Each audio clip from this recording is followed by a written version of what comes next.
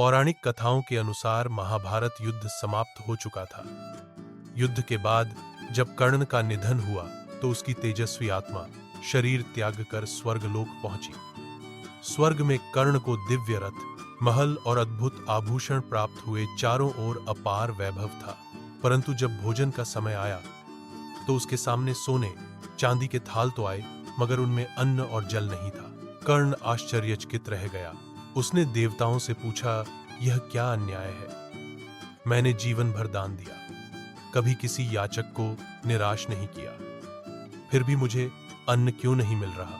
तब इंद्रदेव ने कर्ण से कहा, हे दानवीर कर्ण, तुमने जीवन भर सोना, वस्त्र, रत्न, यहां तक कि अपनी कवच, कुंडल तक दान कर दिए, लेकिन कभी अपने पितरों के लिए श्राद्ध, पिंडदान या तर्पण नहीं किया। इसलिए यहां तुम्हें अन्न और जल नहीं मिल रहा।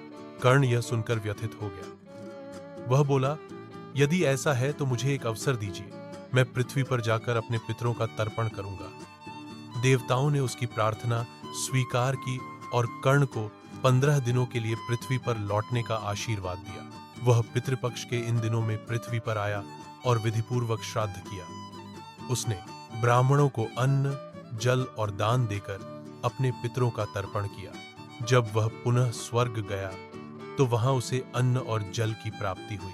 तभी से यह परंपरा प्रचलित हुई कि पितृपक्ष में अपने पितरों का श्राद्ध करना चाहिए। ऐसा करने से पितर तृप्त होते हैं और संतानों को आशीर्वाद देते हैं।